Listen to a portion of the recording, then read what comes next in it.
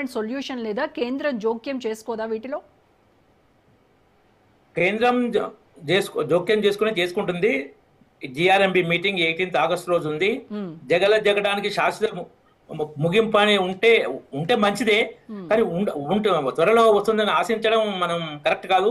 ఇప్పుడు కావేరీ విషయంలో కర్ణాటక నీళ్ళు వదిలే టైంలో అక్కడ ప్రతిపక్షాలది కానీ ఏదైనా జరిగినప్పుడు నీళ్ళు వాళ్ళు బంద్ ప్రజా సంఘాలు అనుకో ఏమని అనుకో కర్ణాటక బంద్కు పిలిపిస్తే తమిళనాడుకు నీళ్ళు ఇవ్వమంటే తమిళనాడు కోర్టును ఆశ్రయిస్తుంది. సహజంగానే కోర్టును ఆశ్రయించాలి. జలాల విషయంలో ఇందిరాగాంధీ ఏంటంటే ఈ ట్రిబ్యునల్స్ ని ఏర్పాటు చేసింది రాష్ట్రాల మధ్య నీటి పంపకం కోసం. ఎందుకంటే అది కేంద్ర ప్రభుత్వం చాలా సెన్సిటివ్ అంశం నీళ్ళు అనేది. కేంద్ర ప్రభుత్వం తీసుకొని ఇస్తే అది న్యాయం చేసిన ఇవి ఎటుంటుందంటే ఆ విషయంలో ఇంకో మన తెలంగాణ సామెతలు చెప్పాలంటే కరవమంటే కప్పకోపం, ఇడవమంటే పాము కోపం. అందుకుంటే ఇందిరాగాంధీ అప్పుడు ట్రిబ్యునల్స్ ఏర్పాటు చేసింది ఏది నదుల నీటి పంపకం విషయంలో. కాబట్టి ఆ ట్రిబ్యునల్స్ ద్వారా జరగాలి. ట్రిబ్యునల్స్ లో ఆలస్యం అవుతున్నప్పుడు న్యాయస్థానాలు ఉన్నాయి. కేంద్ర ప్రభుత్వం ఉంది, జలశక్తి శాఖ ఉంది, న్యాయస్థానం ఉన్నాయి.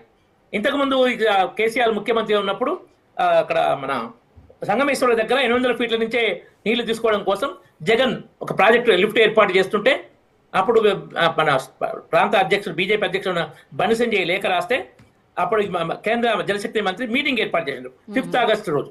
ఏర్పాటు చేస్తే కేసీఆర్ నాకు ఇప్పుడు టైం లేదు, నేను ఇప్పుడు అటెండ్ కానని జగన్ ఆ టెండర్స్ సంగమేశ్వర టెండర్స్ అప్పుడే వరకు కేసీఆర్ టైం ఇవ్వాలి. ఇది వాళ్ళ మధ్యన అండర్స్టాండింగ్. పైకేం నేను రాయలసీమ రత్నాలసీమ చేస్తాను పోయి రాయలసీమలో చెప్పుకున్నాడు, ఇక్కడ దక్షిణ తెలంగాణలో ఎడారు కూడా చేసిండు. ఎందుకంటే ఇవాళ కూడా అలాంటి విమర్శలే వస్తా ఉన్నాయి. గురుదక్షిణ చెల్లించుకోవడం కోసమే రేవంత్ రెడ్డి ఈ జలాల విషయంలో కామ్గా ఉంటున్నాడు, ఏపీకి నీటిని తరలించుకుపోతున్నా కూడా మౌనం వహిస్తున్నాడు అనేటువంటి విమర్శలు ఆరోపణలు కూడా ఉన్నాయి కదా. మరి మీరు కూడా అది కరెక్టా కాదు చూసుకోవాలి. నేను ఇంతకు మొన్న ఒక 15 రోజుల కింద ఒక ఛానల్ డిస్కషన్ లో ఒక డిటిఓ డిస్ట్రిక్ట్ ట్రాన్స్పోర్ట్ ఆఫీసర్ చనిపోతే భూపాలపల్లిలో కాంగ్రెస్ గవర్నమెంట్ కదా, అవును ప్రభుత్వం చేసిన అనలే నేను, అది యాక్సిడెంట్ అని మాకు ఇన్ఫర్మేషన్ ఉంది, ప్యూర్ యాక్సిడెంట్ లాగా ఉంది అంటే తర్వాత యాక్సిడెంట్ అని తేలింది. మేము అలా రాజకీయాలు చేయం. ఈ ప్రాంతీయ పార్టీలు ప్రాంతీయ వాళ్ళ వాద కోసం రెచ్చగొట్టే రాజకీయాలు చేస్తుంటాయి. ఇప్పుడు ఆ మీటింగ్ లో తెలంగాణ అబ్జెక్షన్స్ ఇంక్లూడ్ చేశారు, ఏపీ అబ్జెక్షన్స్ ఇంక్లూడ్ చేశారు. ఒక్క ఏపీ అబ్జెక్షన్స్ ఇంక్లూడ్ చేసి తెలంగాణ అబ్జెక్షన్ పక్కకు పెట్టలే, మొత్తం గోదావరి నీటి లభ్యత రిమూవ్ చేయాలన్నారు. ఒక విషయం మనం ఇంతకుముందు నైనాల గోవర్ధన్ గారు చాలా బాగా చెప్పారు, చాలా విషయాలు చాలా కరెక్ట్ చెప్పారు. తుమ్మడి యాక్టివిటీలో కానీ ఈ విషయం చెప్పారు. ముఖ్యం నేను ఇంకోసం చెప్తున్నాం, నైనాల గోవర్ధన్ గారికి అర్థమైంది అసలు మన మెయిన్ గోదావరి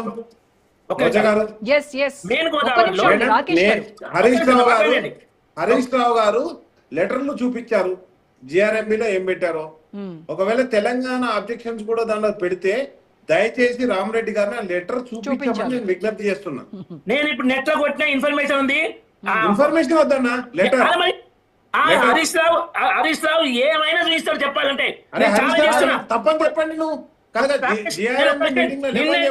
నువ్వు ఇంతవరకు చెప్తున్నా, నేను ఛాలెంజ్ చేస్తున్నా.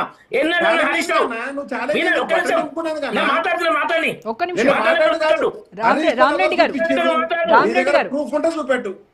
మాట్లాడి మాట్లాడు. ఇప్పటికిప్పుడు ఒక నిమిషం మేడం రోజా గారు చెప్పండి. ఇప్పటికిప్పుడు డిస్కషన్ లో ఉండగా నాకు లెటర్ చెప్తారా? నేను ఒక విషయం అడుగుతున్నా రాకేష్, ఒక విషయం. హరీష్ రావు ఎన్నడైనా 2019 నుంచి 2023 డిసెంబర్ వరకు 5 వర్షాకాలాల్లో మేడిగడ్డ నుంచి ఇన్ని టీఎంసీలు నీళ్ళు చెప్పిందా? ఆయనకు నాలెడ్జ్ లేదా? ఆయన ఎంత మాట కాదు, ఎంత మిస్గైడ్ చేస్తాడు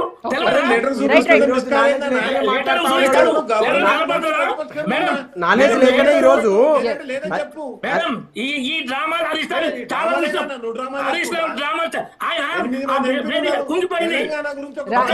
రామరెడ్డి గారు ఒక నిమిషం. నేను నర్రా విజయ్ గారితో మాట్లాడుతూ ఉంటాను, మీరు ఇప్పటికి లైవ్ లో చూపించలేదు అన్నారు కదా. ఒక నిమిషం రాకేష్ గారు, ఒక నిమిషం. రామరెడ్డి గారు, మీరు ఇప్పటికిప్పుడు ఆధారాలు నేను చూపించలేను లైవ్ లో ఉన్నప్పుడు అన్నారు కదా. నేను విజయ్ గారితో మాట్లాడుతూ ఉంటాను, మీరు నెట్ లో కొట్టి ఆధారాలు తీయండి. ఇన్ఫర్మేషన్ తీసినా మీకు మీ ఇప్పుడు శ్రీకాంత్ గారి ద్వారా ఇన్ఫర్మేషన్ పంపిస్తా. ఓకే రైట్ అండి, రైట్. ఒక షార్ట్ బ్రేక్ తీసుకుందాం డిబేట్ లో, తర్వాత కంటిన్యూ చేద్దాం. Stay tuned to Raj.